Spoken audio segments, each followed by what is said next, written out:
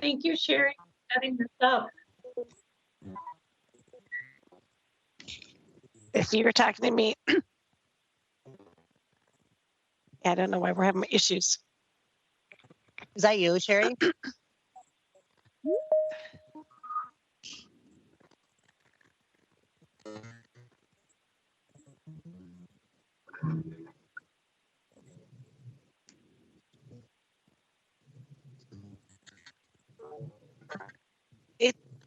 There's a lot of background noise, weird noises. I agree. Is it, I don't remember, is it usually the council chamber? There we go. Is that better for you? Yeah, it's when the council chambers is unmuted. Okay. Looks like you've done a little cleanup, Sherry. I have. Okay, great. And Ms. Klein, you also, Tara Patet is with you today as well? Tara Patet is here with me today, and Commander Tim Flynn should be with us, as well as Tammy McConaughey from the County Attorney's Office, and Maria and Melanie and Rebecca and Robin and many of my coworkers have joined. Wonderful. I will. So many names. So. Well, what I will do is when we'll call the meeting to order here in just a second, but just when we come to the resolution,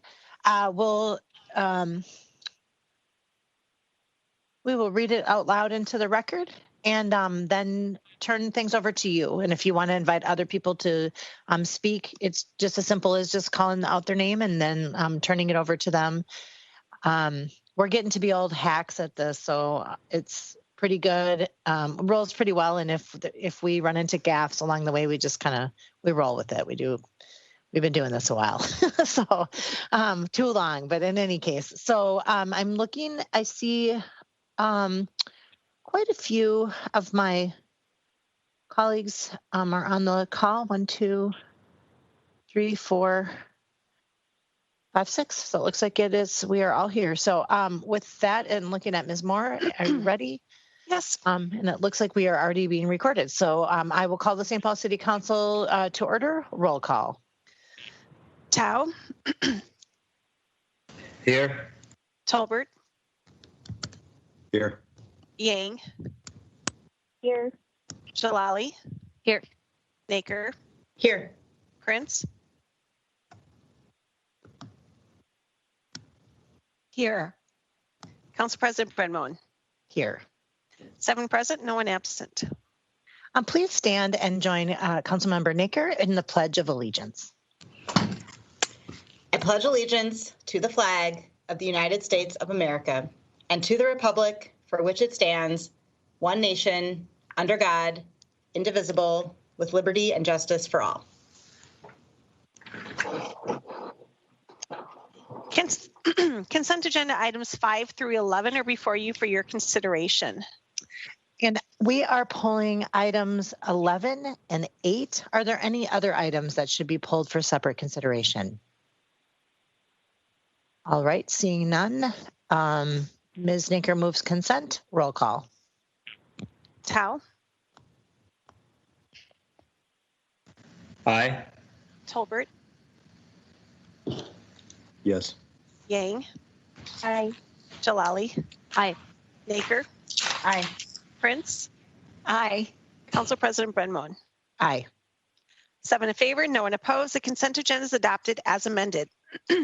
Item number 8, Resolution 20-1437, approving adverse action against the massage practitioner application submitted by Kao Vang for the premises located at 2140 Ford Parkway. All right, and it's my understanding that there's a request for a 1-week layover on this matter. So Mr. Tolbert would move a 1-week layover. Is there discussion on that motion?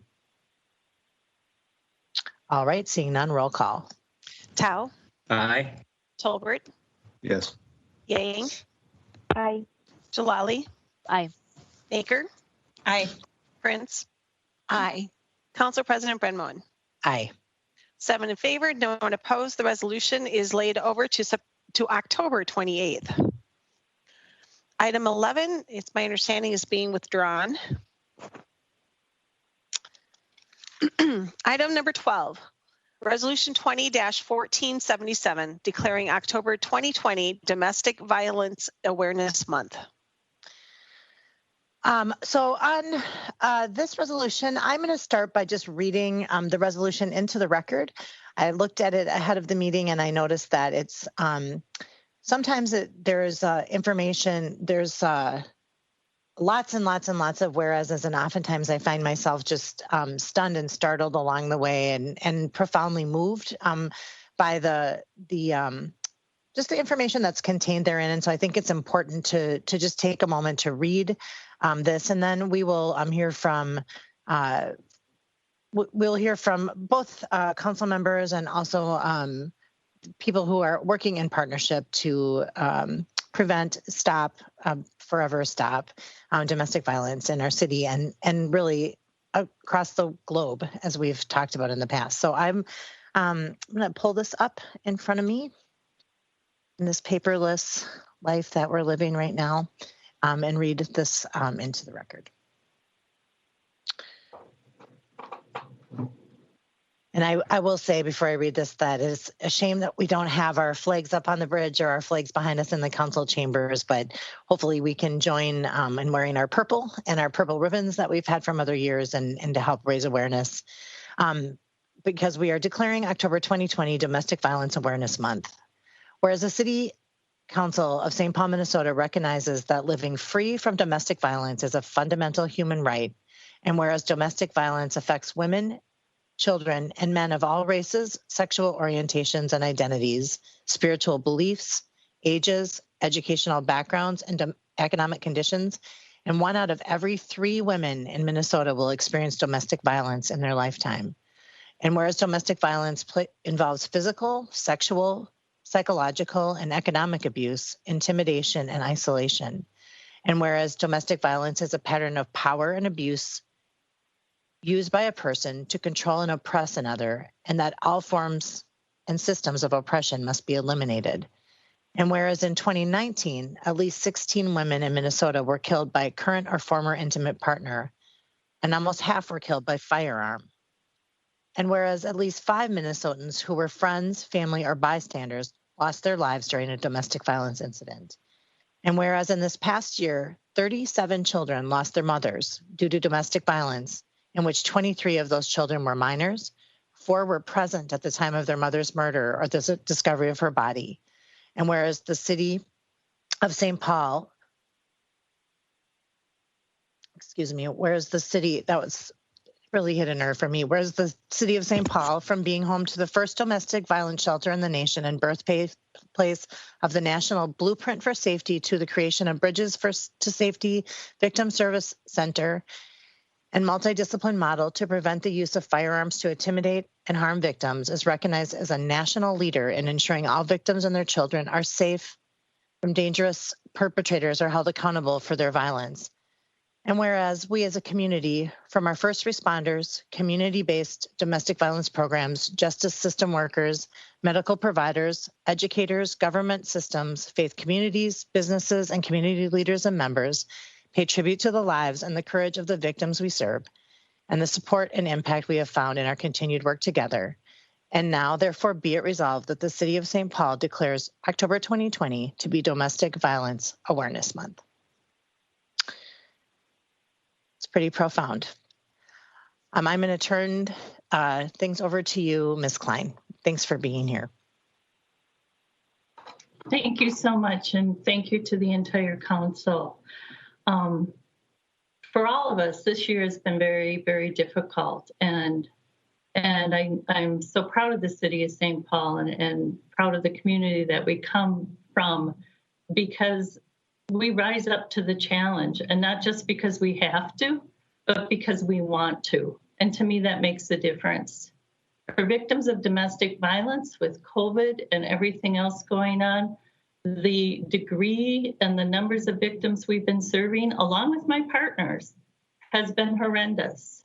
and the types of violence have become worse, and the firearms and everything.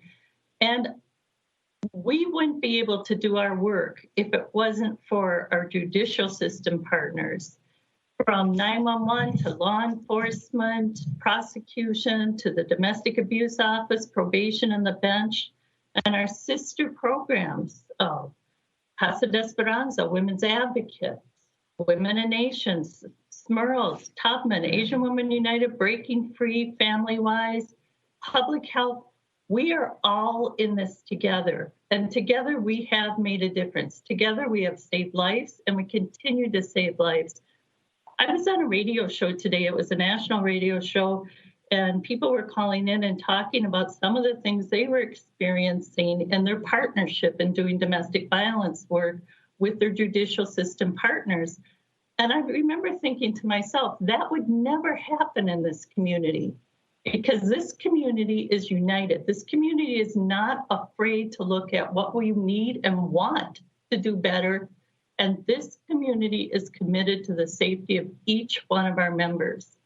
And in these difficult times, and I know it is difficult for victims, for people serving them, those are the streams of life. Those are the things that keep everybody moving forward. And that's what we've been able to get from each other.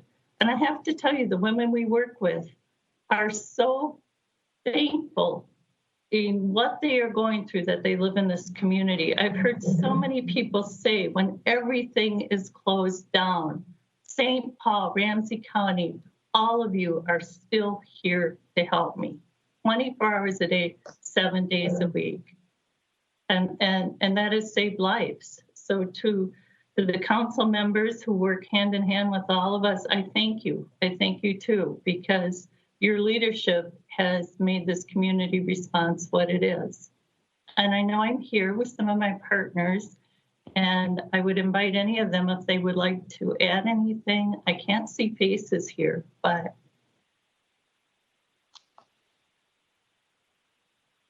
And I know we have a lot of folks on the call, which just really speaks to the broad partnership and broad support we have for this work.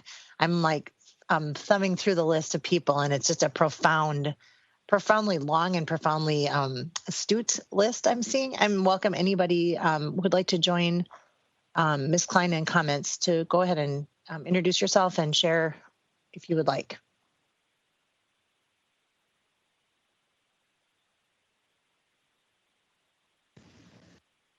Ms. Klein, this is Councilmember Dyktal. I want to thank you for your work, your staff, your team.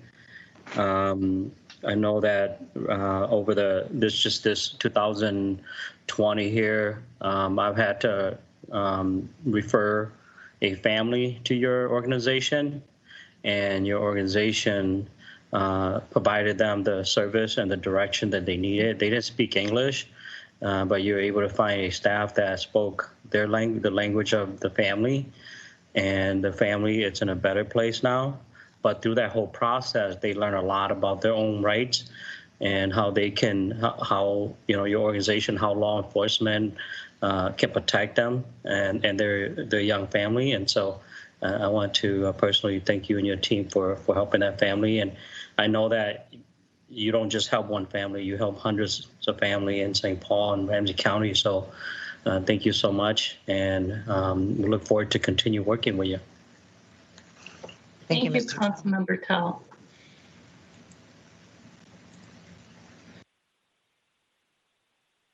Ms. Prince.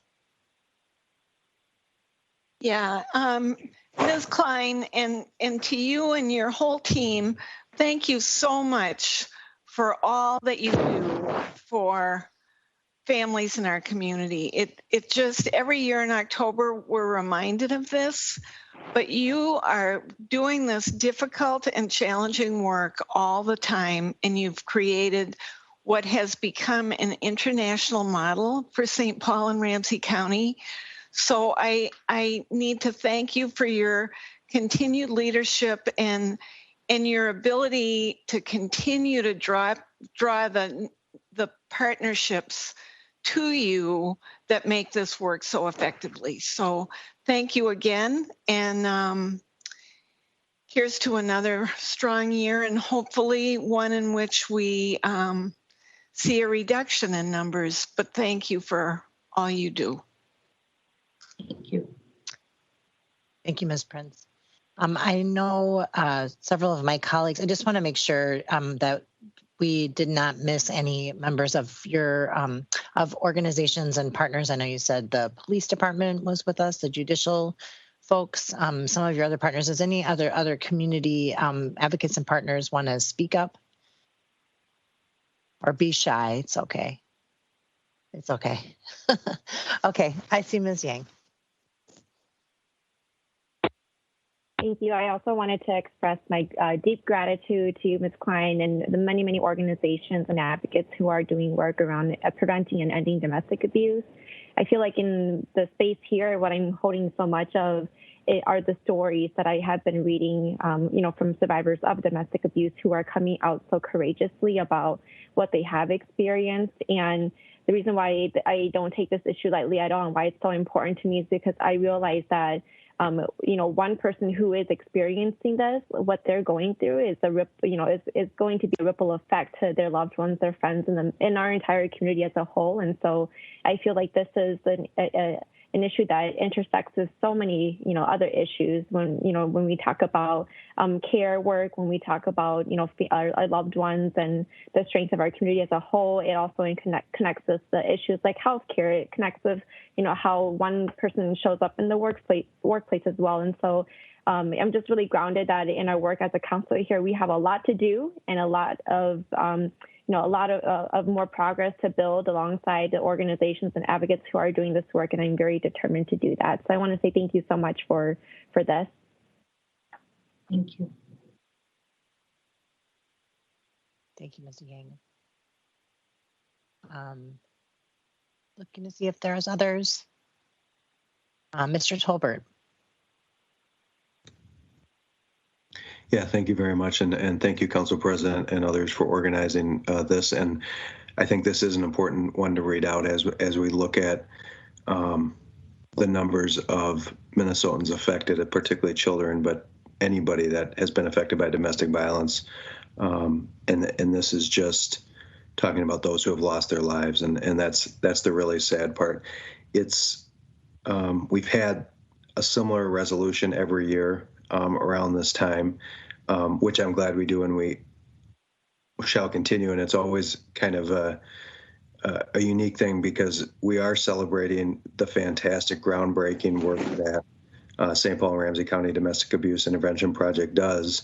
However, we're also mourning those who weren't able to get the help in time to get out and those that we weren't able to save. So this is always both a little bit of mixed feelings for me, but I do think it is important we recognize your work and really our work together, because it's not just SPIP, but it's also the St. Paul City Attorney's Office, the Ramsey County Attorney's Office, St. Paul Police, and many other community organizations, and quite frankly, people who step in and help and connect SPIP with that family member, that person in need. And I think this past year, your work is probably more important than it ever has been, because families are, especially during the shutdown, families were stuck inside together, and also stress was rising, and job losses and economic issues added additional stress to already stressful situations. And so you guys are always there 24/7, and we're so grateful for you. But I think it is important to recognize that this is still happening, and we need to remind people, if you know somebody, to let people know that SPIP exists, because you guys are a lifeline to many women, children, and people in our community. And I'm so grateful for the work that you do. And as always, continue to let us know how we as a community can support you and the work that you do, because it is so important. So thank you for reading this out loud, though, Council President Barmona. I do think it's a particularly important one to read. So thank you. Ms. Danker. Thank you, Council President. Shelley, thank you so much to you and your team for being here today. Councilmember Tolbert, as you were speaking, I was thinking about the fact that we do read this resolution or a similar resolution every year, but I was moved in a way I haven't been before hearing Council President Bremoen read it this year. I'm sitting here looking at the pictures of my kids and my husband on my desk, and just unimaginable what people, what the people you're working with are going through. And I'm so grateful that you're here in our community. And as Councilmember Yang said, there's a saying in my Jewish tradition that anyone who saves one person saves an entire world. And so you have saved so many worlds. And as Councilmember Yang pointed out, every single individual and every single family connects to so many others and to so many future generations. So so grateful for the work you do. Thank you. And maybe I will just, I'm listening to my colleagues, listening to you and recognizing the kind of the big picture, but also wanting to kind of go small and say that I know when I look up your website on online, you immediately recognize that you are safe and that you're going to be cared for. There's an alert that says use a safer computer. This is serious and your abuser could be monitoring you. And so right away, you get a signal like, these folks care about me and these folks care about my safety.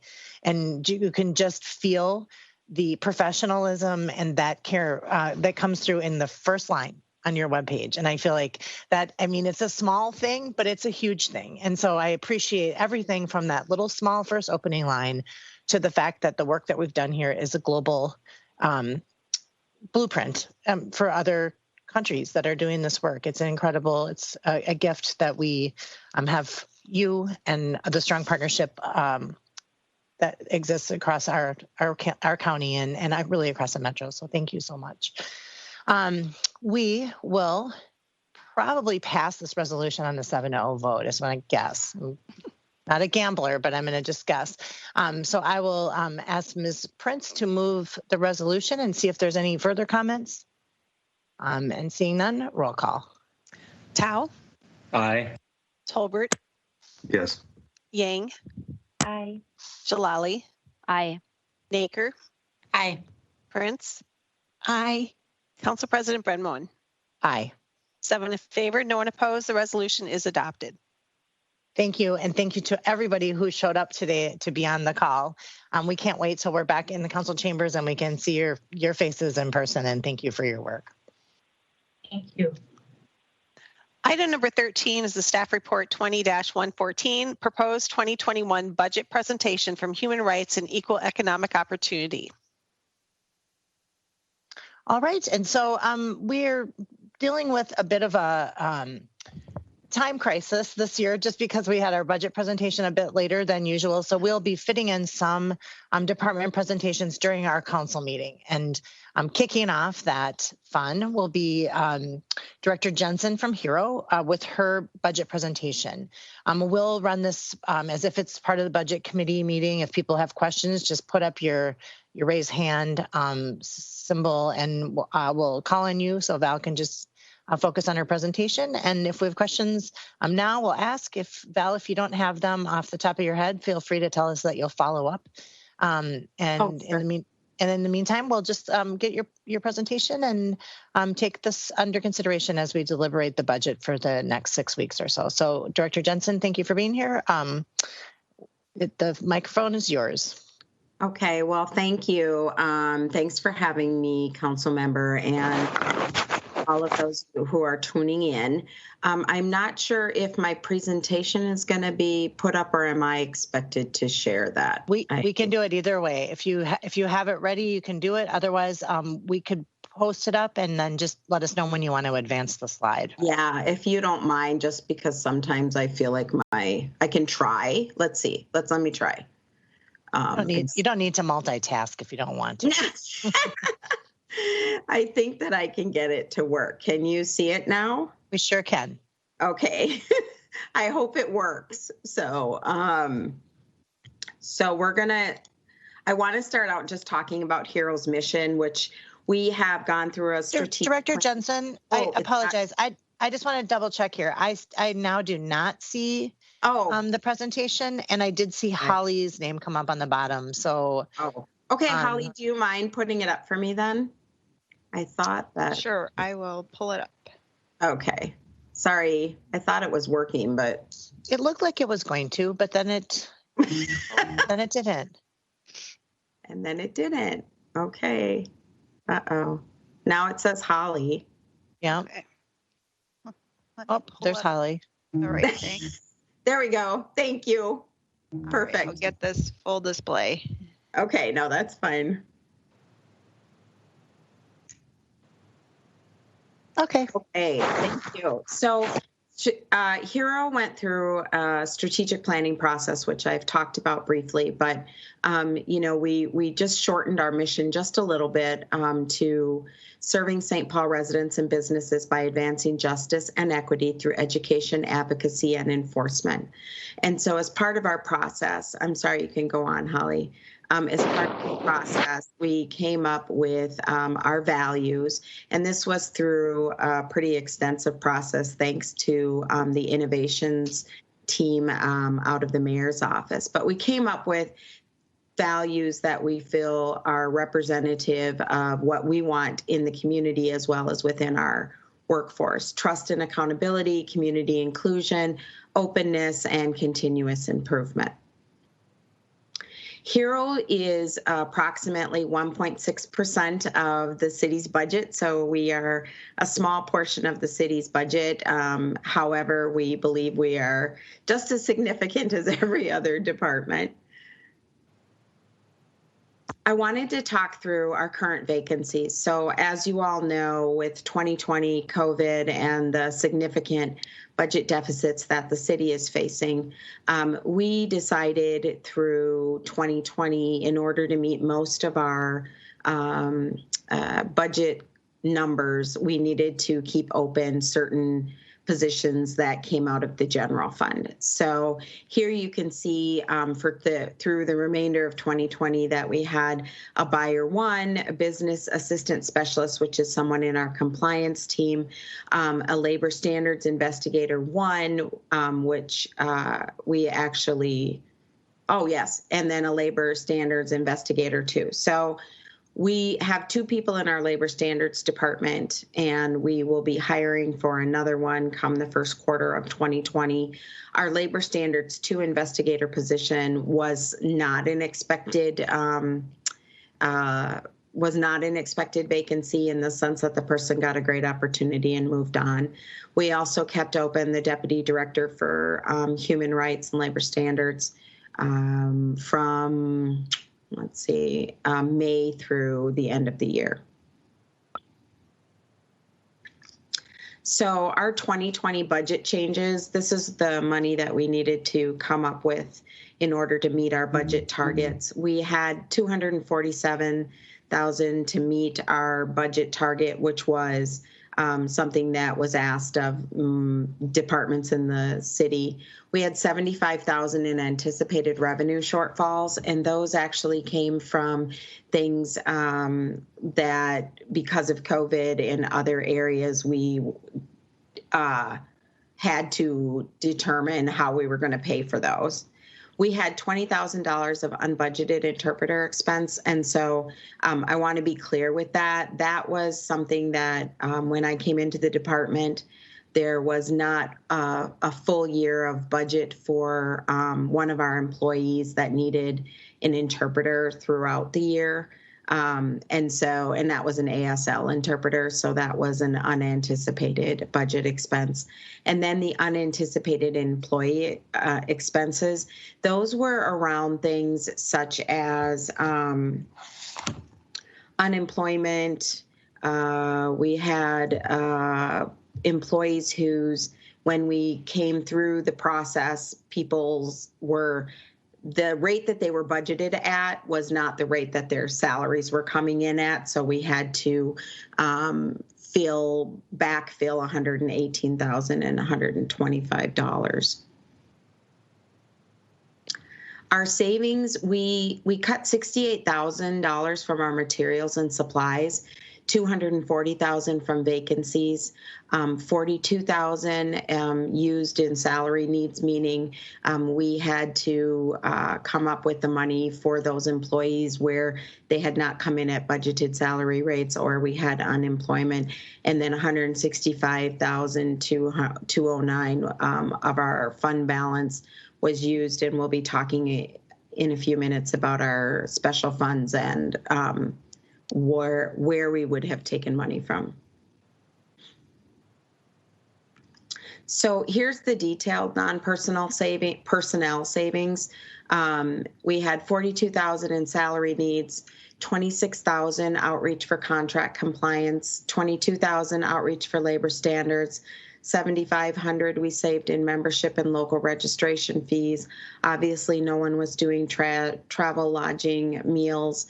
We cut basically everything out of all of these basically represent areas that we had to cut in order to meet our budget dollars. I also, at the last council meeting, we had questions about labor standards, and we wanted to give an update on our labor standards team and what they were working on. And then I'll also be discussing this in our 2021 budget as well. So as you can see, in 2019, that was our full case count for 2019. We received 43 cases, closed 19. Even with those, some of those obviously go into 2020. In 2020, we've received 21 cases, closed 14. There's a whole process that we go through. And I know that the council had asked about the timeline. Typically, for a minimum wage complaint to come into the office, it's about 2 to 3 months before we close that complaint. And with ESST, it's 6 months. The majority of the time spent for both minimum wage is very new, but it's much more sometimes straightforward than ESST. But oftentimes these time frames for investigations are really based on the cooperation of the employers. So for instance, in a minimum wage case, obviously we're looking at dollars. So the complaint will come into our office, and then our office has to reach out and work with the employer to get pay data. For ESST, it's a little more complicated sometimes, but we have to investigate the complaint, and a large part of that is contacting the employer and getting the employer's cooperation in getting us the information we need to evaluate the case. Any questions with that? Okay. So I also wanted to update you on labor standards because there was a question around outreach. As you can see here, labor standards has been really busy with outreach, both because minimum wage was just kicked off in the sense of able to be enforced July 1st of this year. And so labor standards we have Alicia Toge, who is really focused on our outreach and education, and she came on board, and also Marit Warren, who has been working with the department for over a year now in really trying to get the information out in as many ways as possible. So I'll just highlight a couple things. Reached out to over 300 organizations regarding the implementation of minimum wage and the Labor Standards Advisory Committee. Staff has attended 22 events and meetings to provide labor standards outreach to employers and employees. Alicia and Marit have worked very well with interagency relationships in building their outreach there with the U.S. Department of Labor, City of Minneapolis, City of Duluth, the Minneapolis Department of Labor and Industry, the Minnesota Department of Labor and Industry, and the Minnesota Department of Human Rights and the Attorney General's Office. We have developed a really robust staffing plan and will be continuing to conduct outreach and education when we have the opportunity, as well as thankfully, being able to get our Labor Standards Advisory Committee up and running last week, which for those of you who weren't on the meeting last week, we were able to appoint 14 members of the 16 members, we were able to appoint 14 applicants to the Labor Standards Advisory Committee. Director Jensen, I have a question from Ms. Prince. Okay.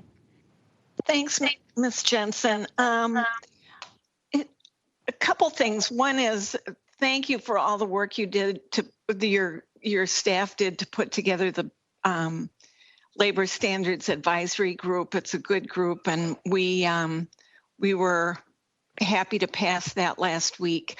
Yes. And one thing I do want to say is, and I'm sure you'd think of this, but I know that there were lessons learned in Minneapolis when they were getting their Labor Standards Advisory Group up and running. So there may be an opportunity to get ahead of the curve by figuring out what not to do and what they learned from their experience.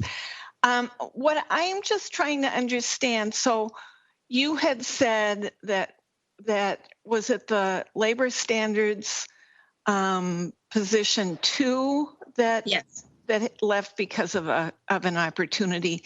Are you planning to fill that position in 2021? Yeah. So the way that it works now is technically we have 4 positions.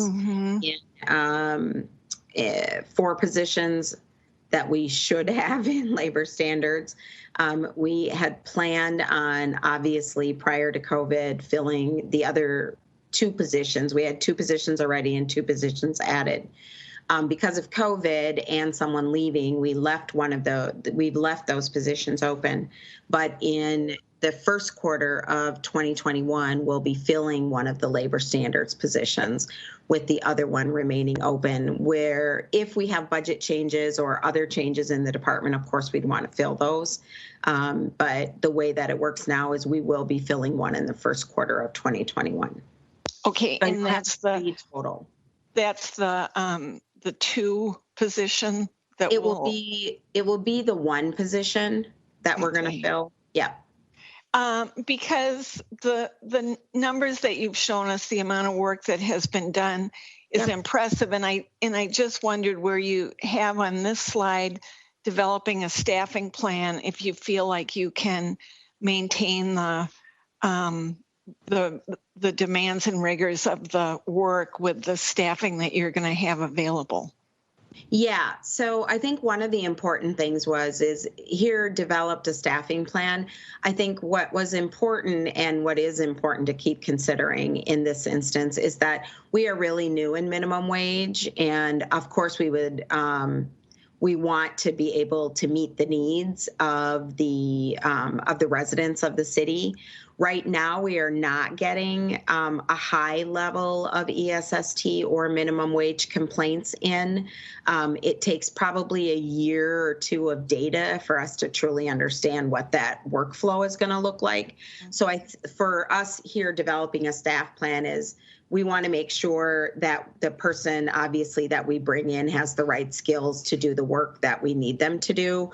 But in bringing in Alicia is our other Labor Standards 1 person, and she comes with a very strong background and connection to her community. And so we brought her in, and her ability to kind of hit the ground running was pretty substantial.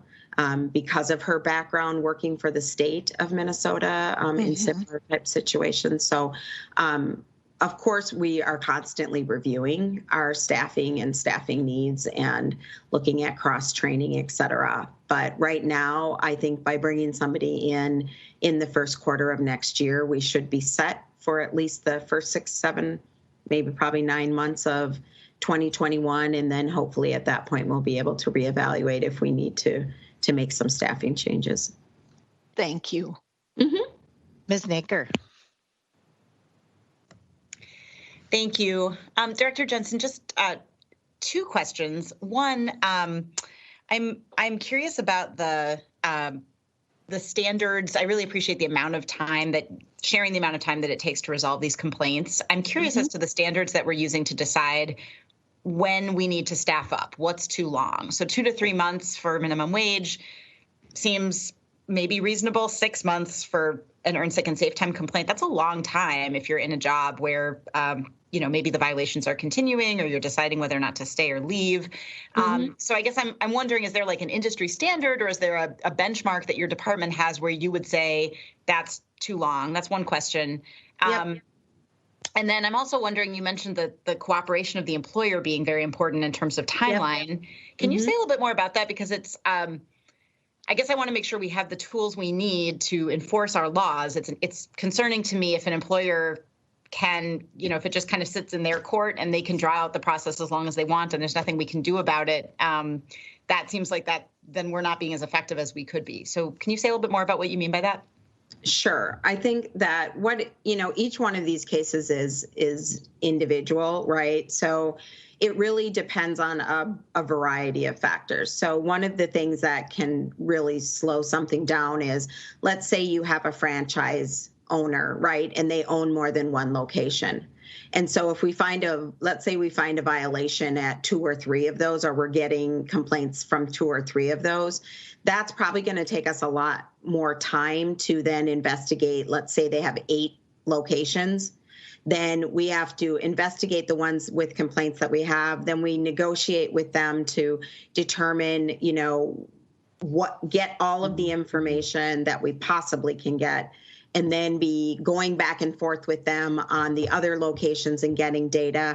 And so, of course, in that situation, it's probably going to take us the 6 months to get the information and to come up with a settlement agreement. So what happens is our job, we believe, obviously, is to make sure that the resident gets the whatever we can get out of the process when we're investigating it, to make sure that that's done in an expeditious fashion. But it really does depend on the type of industry, the number of employees, all of that goes into determining how long it takes for us to get these complaints resolved. In most instances, they're not going to take 6 months, but we have had situations where we've gone back and forth through settlement agreements, where we are trying to get restitution for the employees, or to get them the time that they are owed while they're still in the position. And so, yes, I think that is a long time, but that I think has to be something that is case dependent. And if we can, we obviously are getting that done much quicker. The other thing is that Marit was just informing me that we stay in direct contact throughout the investigation process with the complainants. So the complainants are very well aware of what we are trying to do on their behalf. So it's not a situation where they don't hear from us for 6 months. It's a situation where we're constantly going back and forth. And of course, we want to do what's best for the complainant. And oftentimes that means going, back and forth more than once or twice with the employer to ensure that not only are we getting whatever restitution we can, but also that they're going to be, there's often a lot of negotiation with what does compliance mean with the ordinance. So, postings, information to their employees, how we are defining what is ESST, all the different processes that are part of the ordinance. Does that make sense? Did that answer your question, Ms. Baker? Yeah, that's helpful. Thank you. Thanks. All right, thank you. So going into our 2021 budget, in our general fund, we have all of the following comes out of our general fund budget. The majority of the funding for HERO does come out of our general fund budget. So our budget for HERO, the majority of that, which is the same for most departments, is the majority of our expenses are in the employee expenses. Other expenses that we have, you can go to the next slide. We have other expenses that are non-personnel expenses that make up the 513. We've got the Minority Business Development Fund, which I want to note that the MBDR, the Minority Business Development, is now in the general fund, but it used to be part of a special fund. And so that was moved into the general fund budget, but was not always in our general fund budget.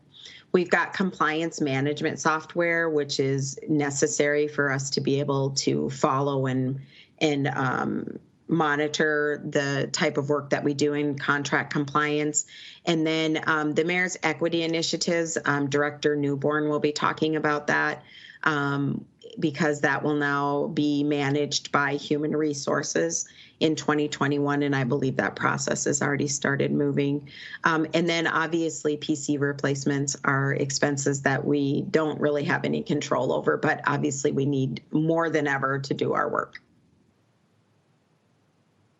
Ms. Danker. Thanks, Council President. Director Johnson, you might be getting to this, but can you just speak a little bit more about what the mayor's equity initiatives are? Well, I don't control that budget. So that is a budget that was in HERO previously. And when the office, my understanding, because I haven't done anything I don't control the equity budget, but my understanding is that prior to my tenure, the previous director, and while Director Newborn was the chief equity officer, she was obviously the interim director for HERO for quite some time, and so she was in charge of that budget. And so she will be covering what the mayor's equity initiatives are in her budget presentation. And I believe she has that coming up. All right, so we can get follow-up when... Yeah, I just don't want to misspeak because I don't control that budget. It just sat in HERO traditionally, so I don't want to misspeak about that. I appreciate that, and I think that would be good to hear from Ms. Newborn. Mr. Tao has a question. Yes. Director Jensen, can you talk about the is it the minority business program?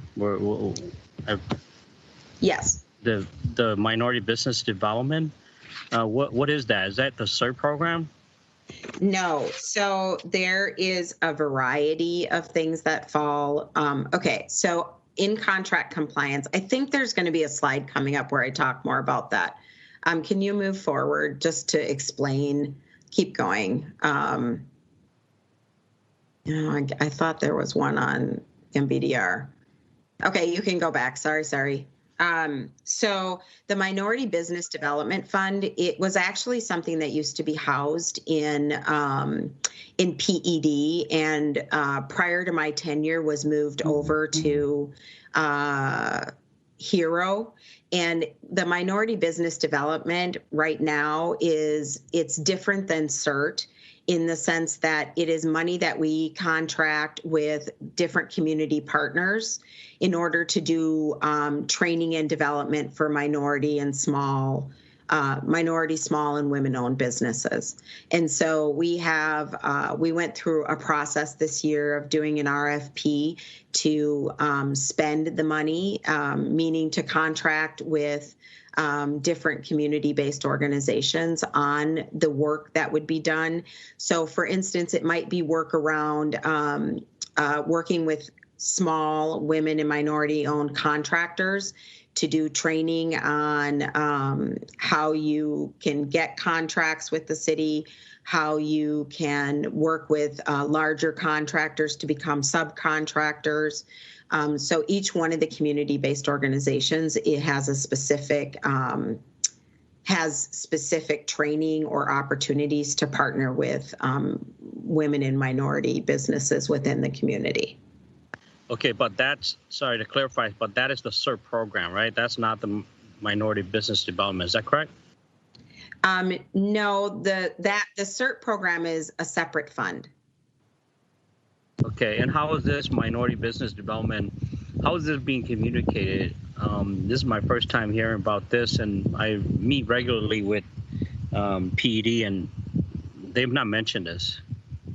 Yeah, because the Minority Business Development Fund was, the money for that was given to Hero 2 or 3 years ago, and it used to be in a special fund, and now it's part of the general fund. But the CERT program is actually the program that is used to get minority and women-owned businesses certified by the city or the state in order to be considered as part of that specific spending. It's not a set aside, but in order to become a certified business, like when I was a small business owner, in order to become a certified business, I had to go through the CERT process and had to work with our CERT team in order to get certified as a minority and women-owned business. The Minority Business Development Fund is different than that.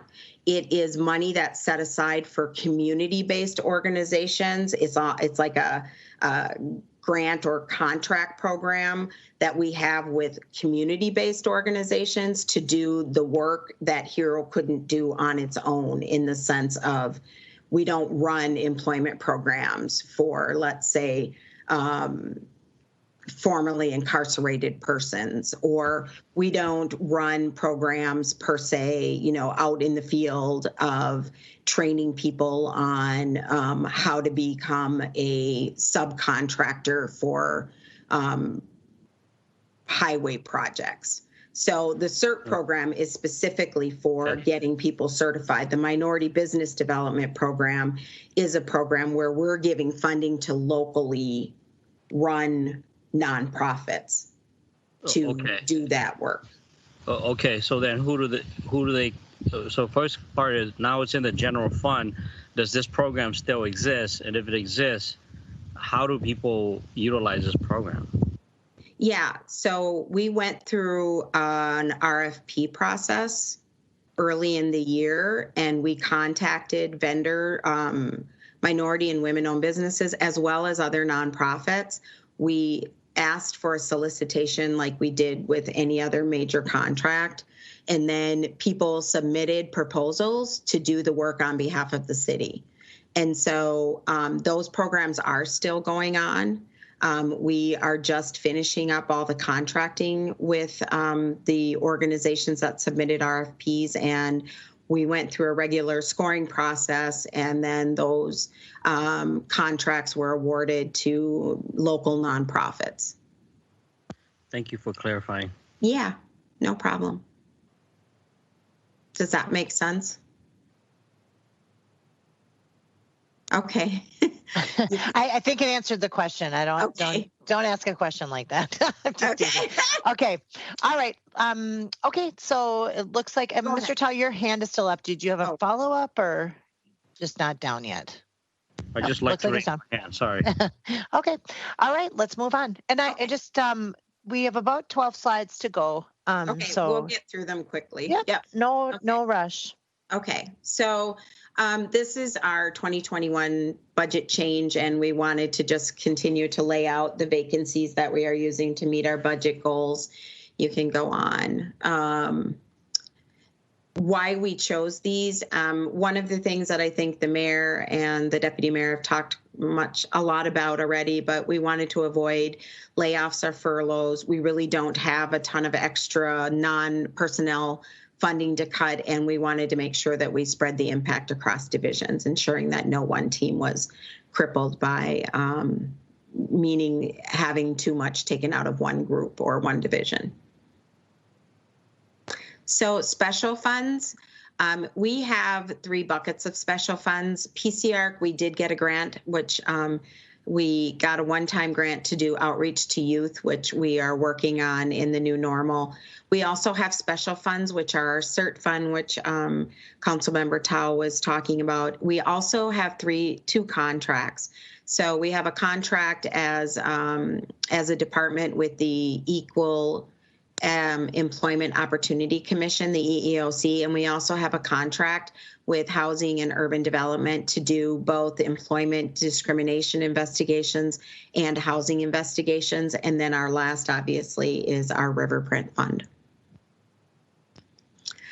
Just wanted to walk through quickly our grant fund. A lot of this will be used to do virtual outreach to youth. We have our first PCR Virtual Outreach Youth Summit coming up in December. So that information will be on the website, and we can share that information if you're interested in attending. We just finished having the PCR Summit, in which we had good attendance as well. So the PCR grant budget is specifically for outreach and education to youth around what PCR is and what their rights are.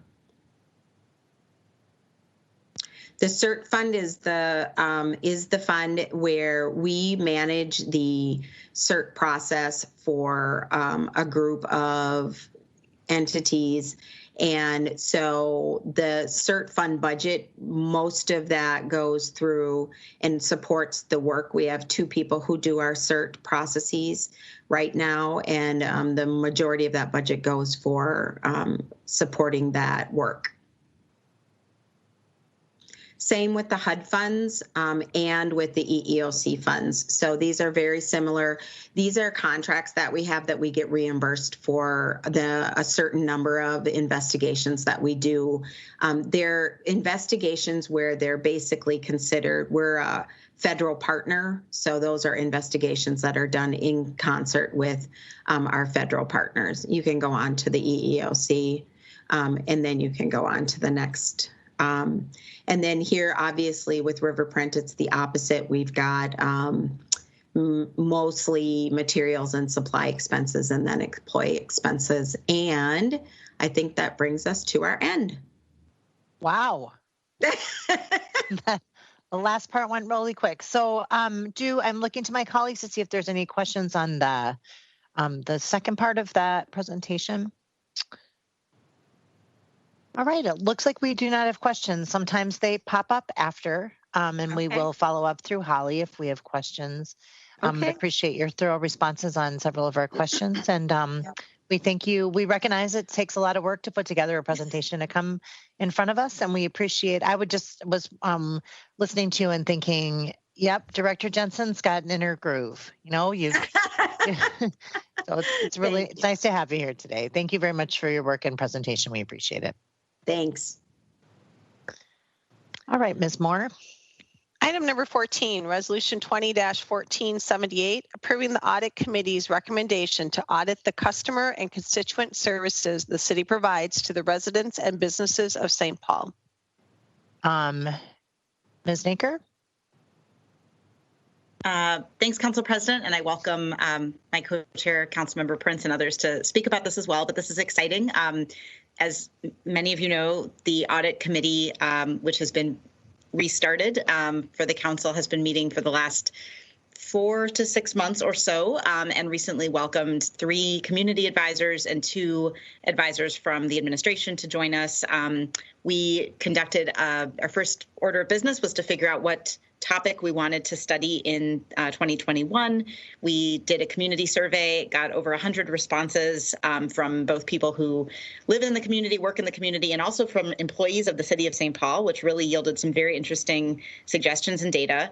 And then we parsed through all of that and came to a recommendation for the council today to approve, hopefully, to study how the city does customer and constituent service for residents, businesses, and those who visit the city. And I guess what excites me most about this topic is that I really think this is responding to needs that so many of us hear all the time from people who, want to just place a call or send an email to the city and get the response that they need, whether that's a business permit, whether that's a tree to be trimmed, whether that's a neighbor to be looked in on, whatever it is, people should be able to, it should be easy to access support from City Hall. And I think we're doing some of that well, but I think there's also boundless opportunity to do it better and to do it in a more coordinated fashion and to take advantage of new technologies to let us do it well. So I am excited to support the committee's recommendation today and to see what this audit will find. And that's all for me. Wonderful. Thank you, Ms. Naker. Ms. Prince. I'm on mute. And I'd like to just add to that, the work of the committee has really been satisfying. When we added our 3 community advisors last week, and we took our list of topics, the kind of the finalists we got down to about 9 topics from the 100 and some that were submitted. And we came to this conclusion with the input from OFS Director John McCarthy and Innovations Chief Matt Larson. We all came to this topic of customer and constituent service unanimously, which was really satisfying. A couple things I'd like to add. Innovation Chief Matt Larson said he thought it was a great topic for a couple of reasons. One was that the area of call centers is one that there's a lot of innovation in that area, at looking at ways to leverage technology to reduce costs and provide better service.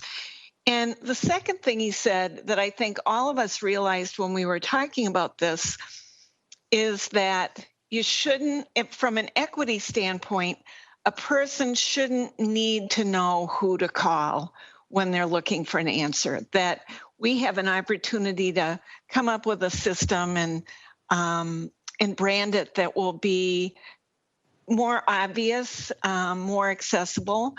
And I think that's something that all of us have found.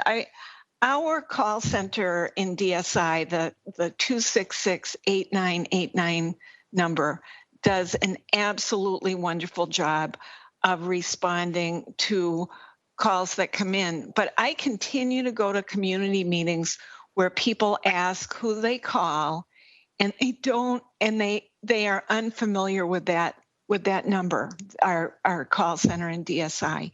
So I think that we have an opportunity to look across departments, including the city council, to think about ways that we can streamline and do a better job with this issue. So I'm excited about the potential for this first study and the fact that it is something that I think we do a pretty good job of it, and now we have a chance to make it even better. And it does affect all of our residents and businesses in the city who need to call on us for information or for help.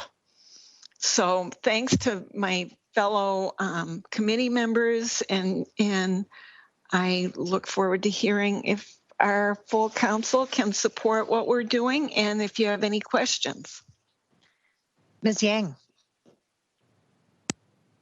Thanks, Council President. I have also been reflecting a lot on the community engagement that went into all this, and also when our community advisory members joined us, I feel like it just really reaffirmed what I feel we always talk about when we, bring community members on board to our work and why we do that. It's because there is so much brilliance and wisdom, and that solutions for the community really do come from us as a community, as a collective. And so I'm so proud of the work that has happened already. I'm really hopeful that this will, the audit process here will really create some recommendations for us in the end on how we can better serve folks all over the city here with their needs and concerns, and even collecting data on where and who is calling our city for certain needs and requests as well. And so that data piece I feel is really important, because it does feel like sometimes that's like scattered everywhere, since there are so many lines to call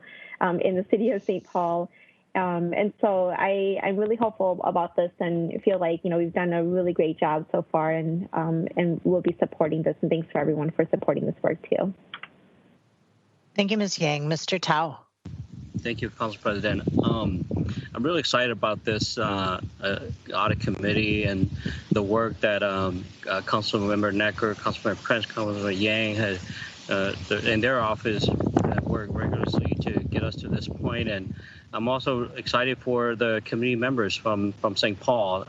They are very professional, and most of all, they're really passionate about our city.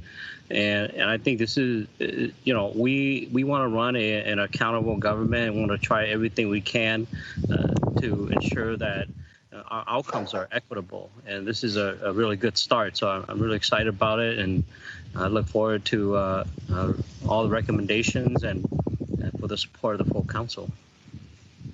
Thank you, Mr. Tao. Ms. Jalali. Thanks. Sorry, my internet cut out, so I think I missed the intro, but looking over the resolution and hearing the comments and what I could catch, I appreciate taking this direction. I think I'll be interested to see what recommendations come from this further, because I do think generally the feedback I get from my constituents is there's not only just the, well, but who do you really call, kind of like inside track equity questions. Yeah. But then there's just like, no, literally, who do I call? Like I Googled and I can't easily find it. Like some of it isn't necessarily even just having to like kind of snake your way into the secret route, but that there are so many actual hardworking places and kind of like pockets and phone numbers and how do we kind of centralize that better and make sure that it's also equitable, inclusive, and really equally accessible to every background and culture and language proficiency and ability and everything within our community. And so I think this overall direction is a good starting point. I really appreciate the work that's been put in and the thought, and am eager to contribute how I can going forward. So thanks. And yeah, simply wanted to weigh in too. Thanks, Ms. Jalali. And I will just add that I'm really happy with the selection that the audit committee made as our first audit, just because I fully agree with all the comments my colleagues have made about access and kind of the, we've talked before about calling one number for plowing if it's this day and a different number if you need a car move that day. And I'm also very interested in what happens after you call. I don't think that we have a very good way of tracking calls. And sometimes I wonder if people contact different folks around the city and everyone is working on the same problem in a silo. So I'm excited to for that kind of back end piece as well. So I appreciate the work here, and I will be supporting this as well. So looking at the my colleagues, it looks like there's no further comments or questions at this time. So I will take a motion from Ms. Naker and roll call. Tao, Aye. Tolbert, Yes. Yang, Aye. Jalali, Aye. Naker, Aye. Krantz, Aye. Council President Brainmon. Aye. 7 in favor, no one opposed. The resolution is adopted. Item number 15 is first reading of ordinance 20-32, amending section 220.05 of the legislative code to set rates for base level garbage service to be effective January 1st, 2021, and changing the rate calculation from a rate that includes taxes to a rate that excludes taxes. Great. And we have Mr. Swanson here from Public Works, who I affectionately refer to as Maplewood. And I'm glad to have him here. Just it is the first reading, and typically we don't get a staff report on the first reading, but I think it's good practice to just get a sense of what's in front of us. I think most council members have been briefed, but just a little change this year in trash rates. So we're just going to get a quick staff report from Mr. Swanson. Welcome, and thank you for being here today. Thank you. Trying to figure out how to be presenter. Share content, does that work? I think if you are a presenter. Okay. And if you just press the share content on your upper right-hand corner, I think is where it's located. I see you. Does that work? Yep, there you go. Wonderful, thank you. Speaking of phone calls, it's a garbage program. I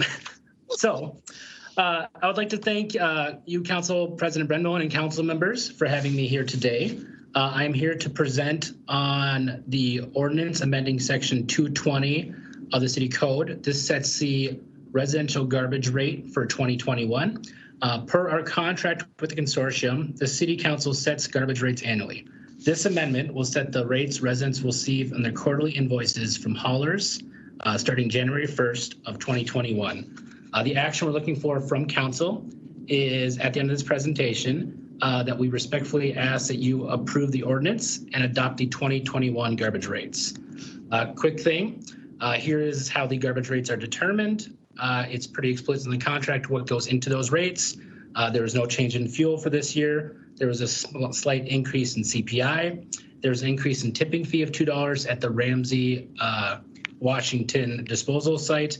And then there's a total increase of tonnage of 1,445 tons. Interestingly enough, I think a lot of that increase actually came directly from COVID.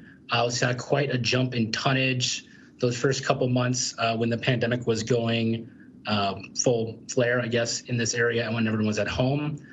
So this did ultimately impact what the rates residents will see for 2021. Something to note also, the consortium is in agreement with these numbers.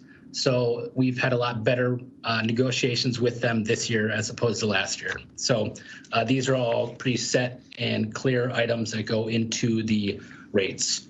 The disposal cost increase, which comes from that tipping fee and total increase in tonnage, comes down to a monthly increase per cart of 27 cents. I have a more detailed breakdown of basically the negotiation items and the inputs attached to this presentation. If there's additional questions after the fact, I can talk about it, or I can talk later on too.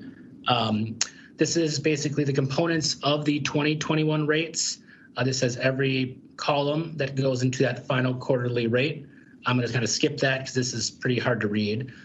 Ultimately, this is the rates that residents will see on their quarterly invoice. This slide reflects a flat across the board rate increase and a CPI increase of 1.5%. That CPI increase is basically attached onto the base collection fee, which differs based on the size of the cart, which is why you'll see a little bit of a difference in terms of the annual total increase. This still reflects that per cart per month increase of 27 cents. In summary, residents will see an annual increase of the bill between $6.51, that's for the small every other week cart, to $7.11. That is for both the medium cart and the large cart. We're looking at a total increase across all 71,844 accounts of $505,000. Also, just to note, this is the same process we used to set the 2020 rates. And one more thing on this, I guess. The rates that are actually published in the legal ledger do not reflect state and county taxes, but ultimately when residents receive their invoices, that this will reflect those rates that we have in front of you. Finally, because I cannot miss an opportunity to educate residents on the program, residents still have the opportunity to choose between 4 cart sizes. I want to remind them, they still, depending on the size of the cart, can either get 2 to 3 bulky items collected at no additional cost per year. Walk-up service is available to residents at no additional cost if there's a physical need. And if residents are gone over 4 weeks, they can call their hauler to set up a temporary service hold. Or if they're gone over 6 months, can call the city to set up a long-term vacancy hold. This is just another additional service options outside of the items I just listed. There is no change in these costs because that is not allowed per our contract. In closing, Council President, Council members, I would like to thank you again for giving me the opportunity to present. Public Works respectfully requests that Council approves the ordinance setting the 2021 garbage rates. I would love to answer any questions anyone has. Great. Thank you for the presentation and for the information. I think my one question I have that is not exactly connected to the contract this year, but are we moving closer to curbside compost pickup? Did you just say that? Yes. So curbside compost pickup is very dependent on what Ramsey County chooses to do. At this point, what they're planning on doing is using a durable compostable bag and collect it in the cart with the rest of the garbage. Their expectation is that will be available to residents either late 2023 or early 2024. So it is coming down the line. What they're doing is they're actually making upgrades at that renewable energy facility so that they can handle that influx of organic material and pull it from what is tipped from the trucks. I can tell you that the county has been very, we've been working closely with the county to make sure that we are aware of what's going on. We frequently check in with them to see how it's going.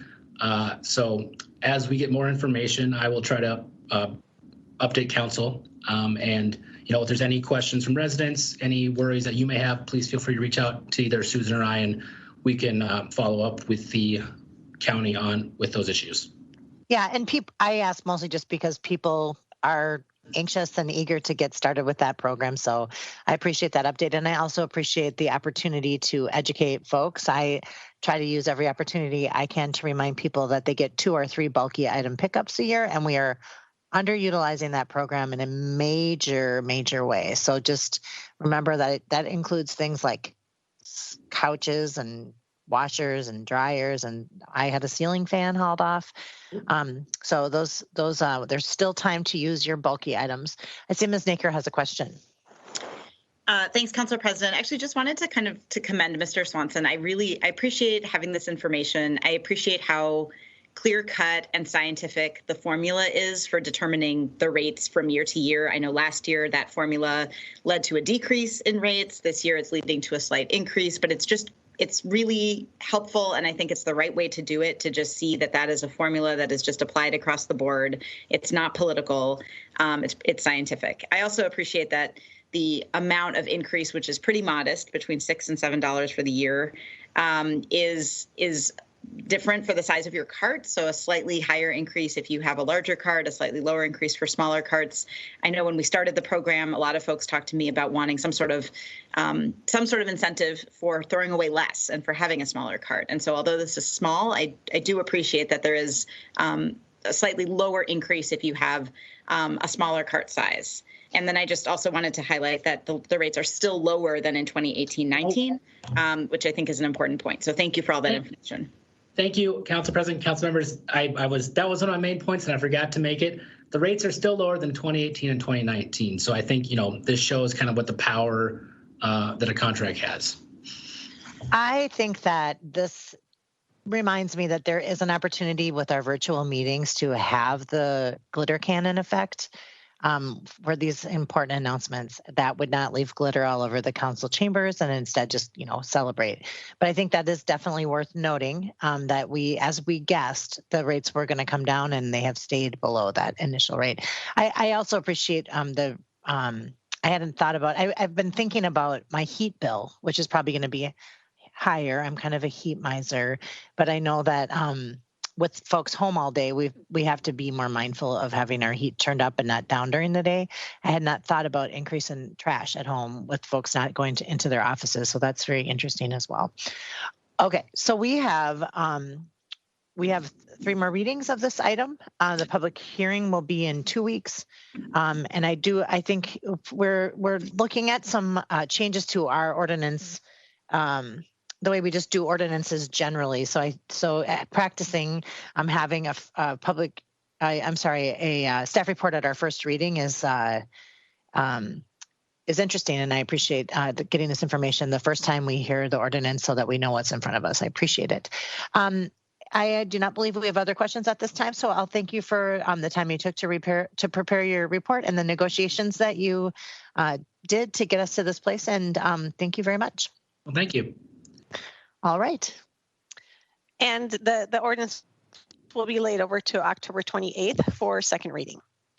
Item 16, first reading of ordinance 20-33, creating the classification entitled Deputy Director of Human Resources in the Unclassified Service pursuant to section 12.03.2H of the City Charter.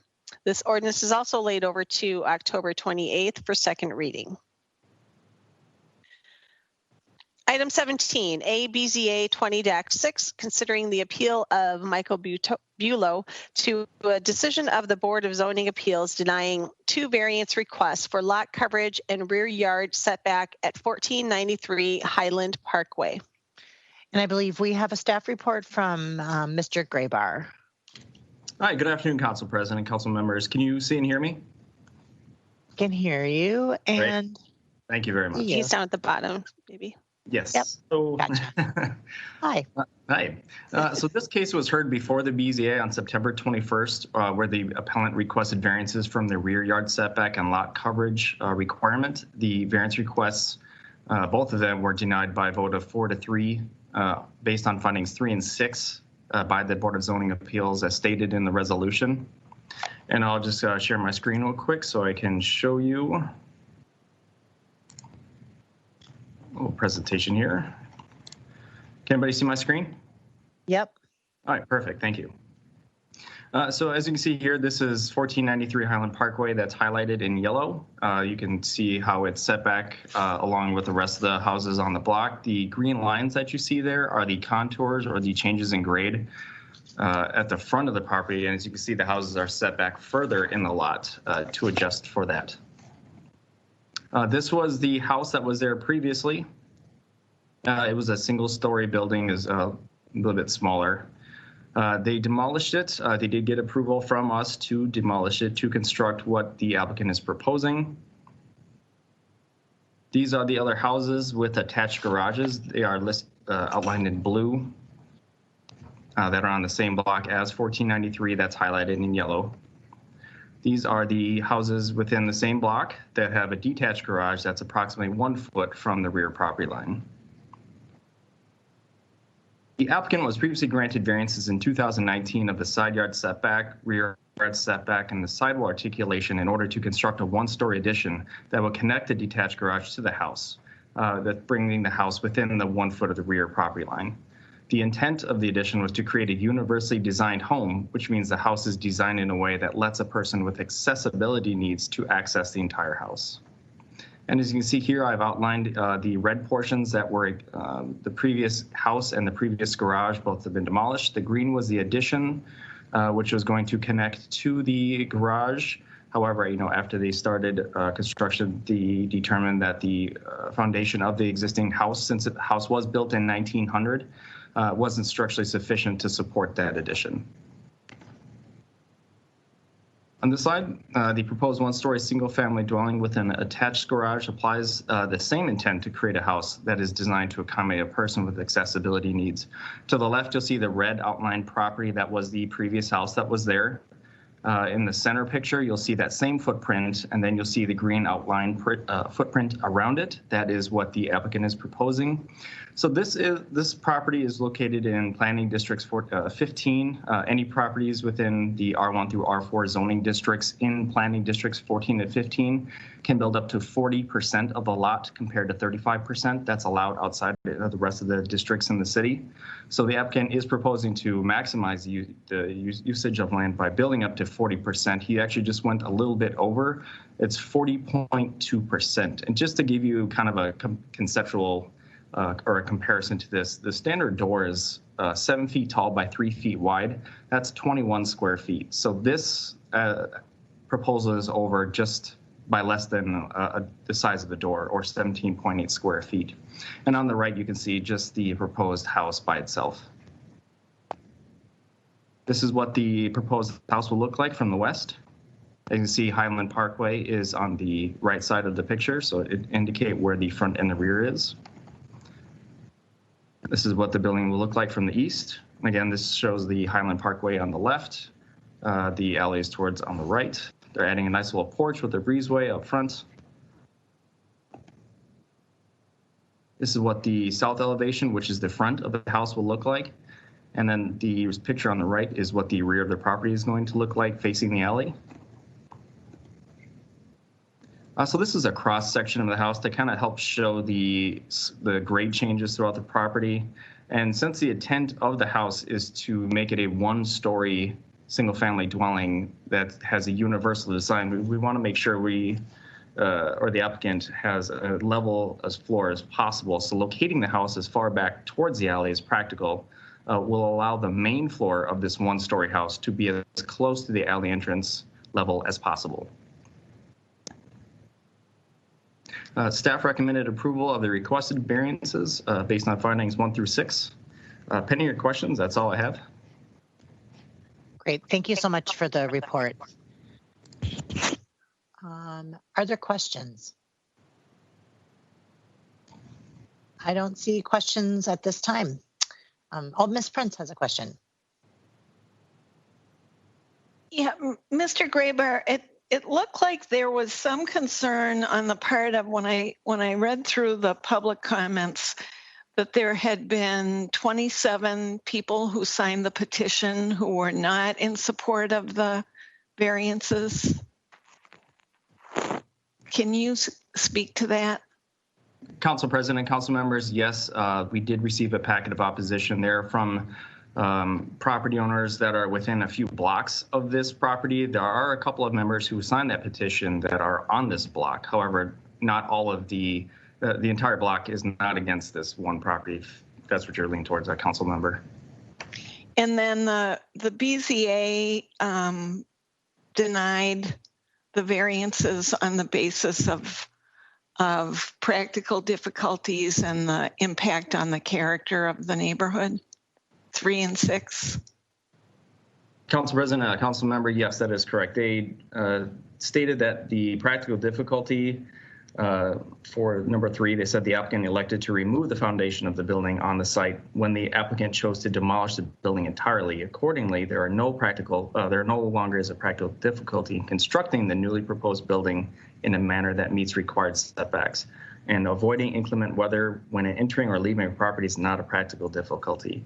And for finding 6, they also stated that no other garages were set as far back as 1 foot from the rear property line. But as I showed you on the previous slides, that there are multiple other properties with detached and attached garages. Thank you. Thanks, Ms. My pleasure. I used to live on that block, so it was interesting to watch the slides go by. And it's definitely, when you talk about the character of the neighborhood, it's definitely, you can tell that there are some houses that have been there for a very long time because they don't meet the setback requirements. The house I lived in was one of those, and it had a big apple tree in the yard, which told me, about the orchards that used to be there. Wow. It's great. Are there other questions for Mr. Graybar? All right. Seeing none, I will look to Mr. Tolbert. Yeah, thank you, and thank you for that presentation, Mr. Graybar. And I think this is a unique case, and it's a tough one, and obviously there's been a lot of neighborhood participation in this, and there's a lot of facts that are relevant and some that are not particularly relevant to the decision that we have to make here today. My thoughts on this case is because it is really an important decision that we make, and there are a lot of competing facts.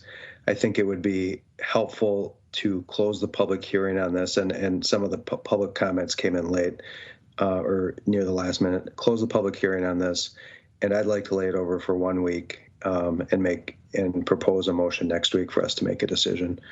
So my motion is to close the public hearing and lay over till next week. All right. Is there any discussion on that motion? All right. Seeing none, roll call. Tao, Aye. Tolbert, Yes. Yang, Aye. Jalali. Aye. Naker, Aye. Prince, Aye. Council President Brenmoen. Aye.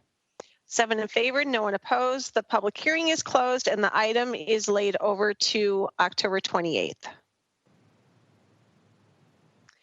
Item number 18, resolution public hearing 20-222, approving Monster Series LLC request for sound level variances in order to present amplified sound on Saturday, October 31st at Harriet Island and Upper Landing Park.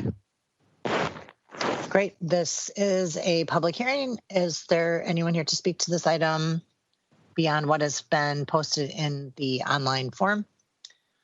All right, seeing none today, Ms. Naker moves to close the public hearing and approve. Roll call. Tao, Aye. Tolbert, Yes. Yang, Aye. Jalali. Aye. Naker, Aye.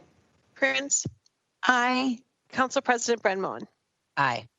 7 in favor, no one opposed. The public hearing is closed and the resolution is adopted. Item number 19, resolution public hearing 20-218, approving the petition of Anthony T. Cohens to vacate a portion of Oneida Street abutting blocks 27 and 30 in Stinson, Brown, and Ramsey's addition. And Ms. Naker, are you looking for a public hearing or a staff report on this item? I am not. All right. So comments have been taken online and over the phone. Given that, Ms. Naker moves to close the public hearing and approve. Is there any discussion on that motion? Seeing none, roll call. Tao, Aye. Tolbert, Yes. Yang, Aye. Jalali, Aye. Naker, Aye. Prince, Aye. Council President Brenmoen. Aye. 7 in favor, no one opposed. The public hearing is closed and the resolution is adopted. Item number 20, resolution public hearing 20-226, authorizing the police department to accept the amendment to the grant agreement with the U.S. Office of National Drug Control Policy for the High Intensity Drug Trafficking Areas Program and amending the 2020 grant budget. Comments have been taken online and over the phone. Given that, Mr. Tao moves to close the public hearing and approve. Is there discussion on that motion?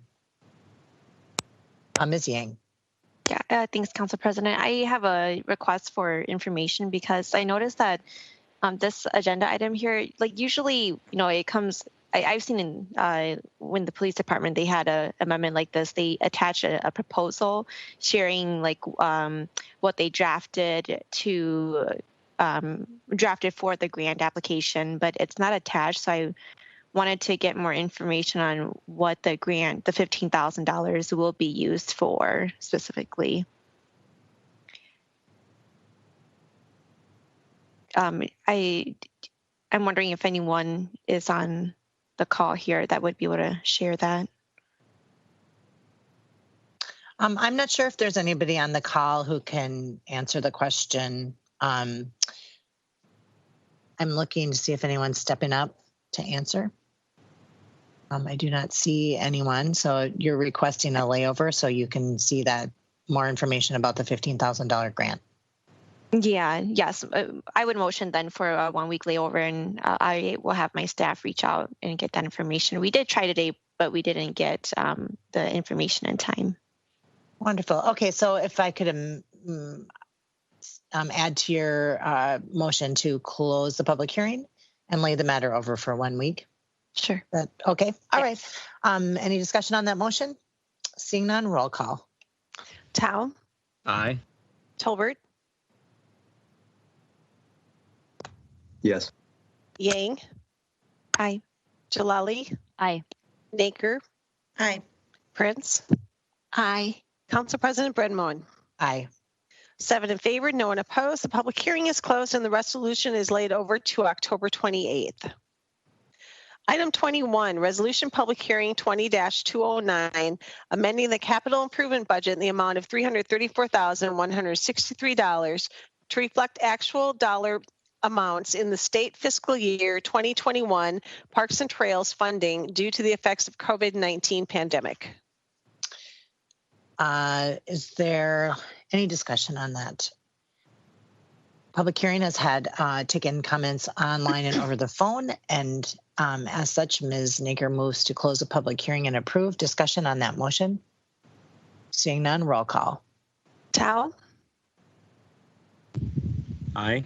Tolbert, Yes. Yang, Aye. Jalali, Aye. Naker, Aye. Prince, Aye. Council President Brenmoen. Aye. 7 in favor, no one opposed. The public hearing is closed and the resolution is adopted.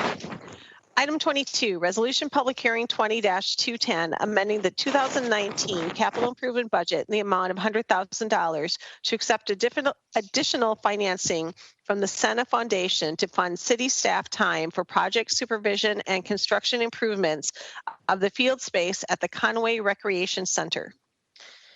And comments have been taken online and over the phone. As such, Ms. Prince would move to close the public hearing and approve. Any discussion on that motion? Seeing none, roll call. Tao,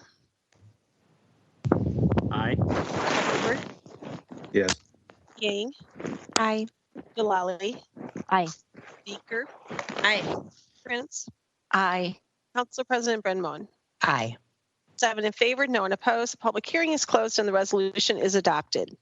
Item 23, resolution public hearing 20-229, authorizing an increase in the city grant general government fund budget in the amount of $395,146 to reflect grant funding received from the Minnesota Department of Education for the purpose of distributing meals to St. Paul children and adults who are experiencing food insecurity as a result of COVID-19. Thank you. And comments have been taken online and over the phone. As such, Ms. Yang moves to close the public hearing and approve. Any discussion on that motion? Seeing none, roll call. Tao, Aye. Tolbert, Yes. Yang. Aye. Jalali. Aye. Baker. Aye. Prince. Aye. Council President Brenmoen. Aye. 7 in favor, no one opposed. The public hearing is closed and the resolution is adopted. And on this next item, the library board meeting to adopt 216 has been rescheduled to next week. For the following items, no objections to the legislative hearing officer's recommendations were received, and therefore she recommends adoption. Item 24, RLH VBR 20-64, 9 Acker Street West. Item 25, RLH SAO 20-26, 2262 Blake Avenue. Item 26, RLH SAO 20-23, 655 Charles Avenue. Item 27, RLH VBR 20-65, 1205 Cook Avenue East. Item 28, RLH SAO 20-28, 199 Duke Street. Item 29, RLH SAO 20-33, 150 Fairview Avenue North. Item 30, RLH SAO 20-30, 1088 5th Street East. Item 31, RLH TA 20-584, 873 Hawthorne Avenue East. Item 33, RLH SAO 20-32, 31 Kipling Street. Item 34, RLH VBR 20-66, 363 Lawson Avenue East. Item 35, RLH SAO 20-31, 1374 McLean Avenue. Item 36, RLH VBR 20-50, 700 Minnehaha Avenue East. Item 38, RLH SAO 20-25, 1139 Raleigh Street. Item 40, RLH SAO 20-34, 1953 Stillwater Avenue. And item 41, RLH SAO 20-37, 1351 3rd Street East. And again, the motion would be to adopt these items. All right, Ms. Prince moves to close the public hearings and adopt. Any discussion on that motion? Seeing none, roll call. Tao, Aye. Tolbert, Yes. Yang. Aye. Jalali. Aye. Naker. Aye. Prince. Aye. Council President Brenmoen. Aye. 7 in favor, no one opposed. The public hearings are closed and the resolutions are adopted. For the following item, no objection to the legislative hearing officer's amended recommendation was received, and therefore she recommends amendment and adoption of item 32, RLH RR 20-33, 1023 Jesse Street. So again, amend and adopt. All right. All right, my notes don't match up with that. So Ms. Yang would move to close the public hearing and amend and adopt. Any discussion on that motion? Seeing none, roll call. Tao, Aye. Tolbert, Yes. Yang. Aye. Jalali. Aye. Naker. Aye. Prince. Aye. Council President Brenmoen. Aye. 7 in favor, no one opposed. The public hearing is closed and the resolution is adopted as amended. For the following item, the legislative hearing officer's recommendation is to continue the public hearing to October 28th. Item 37, RLH RR 20-34, 1355 Payne Avenue. And again, continue public hearing to October 28th. All right. So moved by Ms. Yang. Any discussion on that motion? Seeing none, roll call. Tao, Aye. Tolbert, Yes. Yang. Aye. Jalali. Aye. Naker. Aye. Prince. Aye. Council President Brenmoen. Aye. 7 in favor, no one opposed. The public hearing is continued to October 28th. For the following item, the Department of Safety and Inspection has rescinded the order under appeal and placed it under a different enforcement letter. Therefore, the item is to be withdrawn. So this is item 39 RLH CO 20-13, 408 Snelling Avenue South. All Needs right. to be And withdrawn. Ms. Prince. All right. And then are we on the suspension item? Yep. Yes. Ms. Prince moves suspension of the rules. Roll call. Tao, Aye. Tolbert,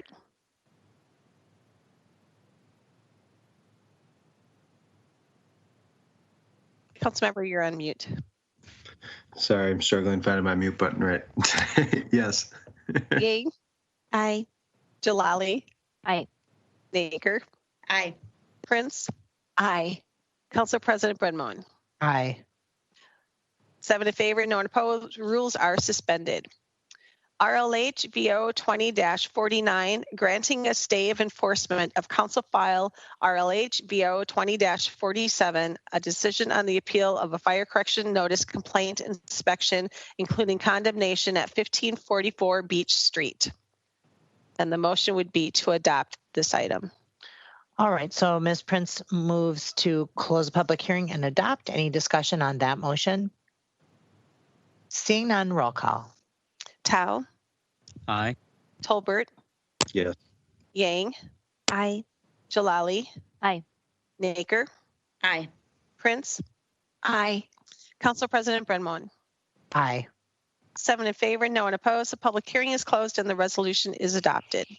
Okay, and that brings us to the end of our agenda today. Before we go, if anyone has news from the wards or beyond, now would be a great time to share that. Looking to my colleagues.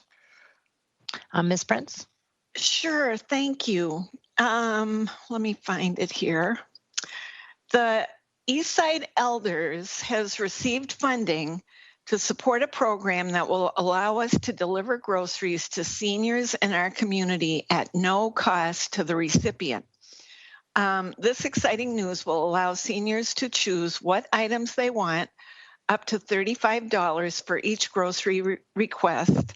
And seniors may request the groceries 2 times each month and may purchase them at Cubs, Aldi, and Golden Harvest.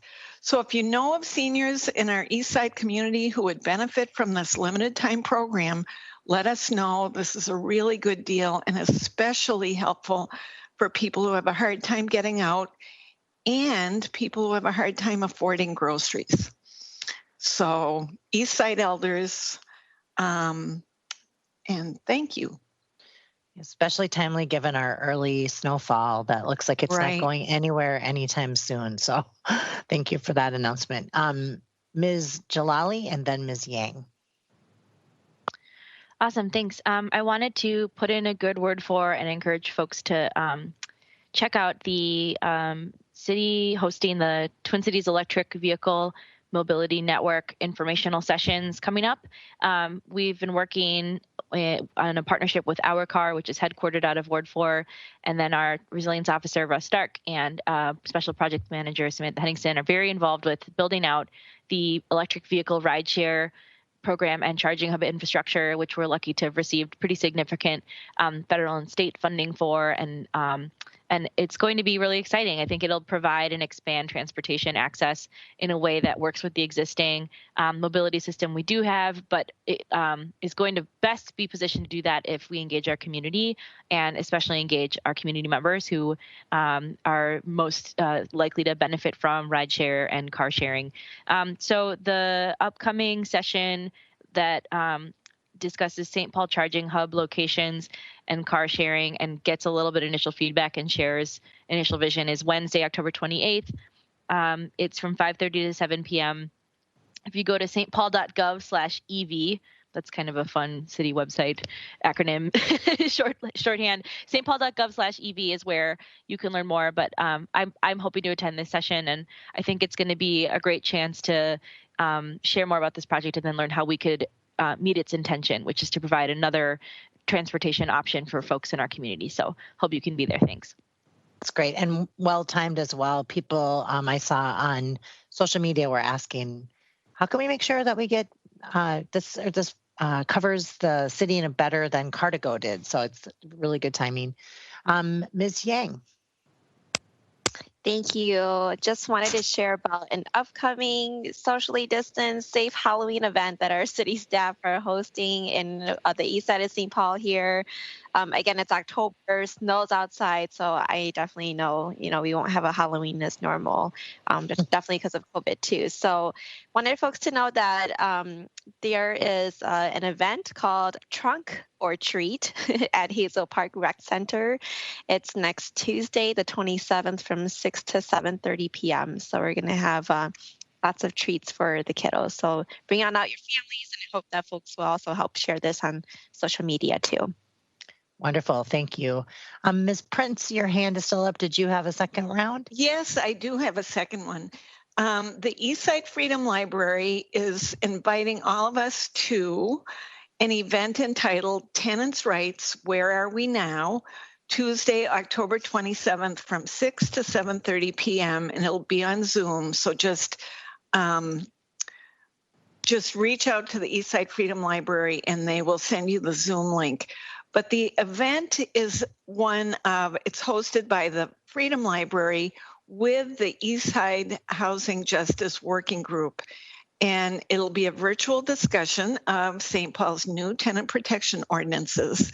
And so all are welcome to come on to that Zoom meeting and get an update. Great. Thanks, Ms. Prince. And I will bring us back to the top of our meeting and remind people that October is Domestic Violence Awareness Month. On Monday, on October 26th at 6 p.m., there will be a gathering at the SPIP parking lot at 394 Dayton Avenue. Folks will gather 6 feet apart, wearing masks outside of the building, around in the neighborhood and in the neighborhood parking lots. They will be lighting candles to honor the lives of victims and survivors that they serve in solidarity and creating a world where all people can be safe in their homes and neighborhood. The vigil will be accompanied by a song, and then to mark the end of the gathering, each of us will blow out candles and go on our ways. It's important as they wrap up their announcement to know, and it's important now more than ever, that we be with each other within a safe space to pay tribute to the lives and courage of the victims we serve and support and impact we have found in working together. So if folks can make it out on Monday at 6 o'clock and brave the unseasonably cool weather, I think it sounds like a really meaningful event in honoring victims and survivors of domestic violence and working toward ending domestic violence and all forms of oppression. So if there is no other news, share on your social media. And thank you, everybody, for a very productive meeting today. We are adjourned.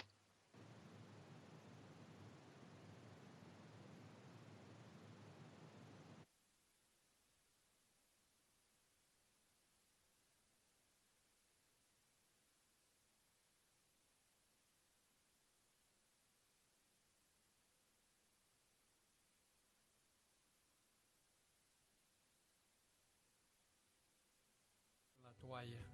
Ya tiene las manos limpias.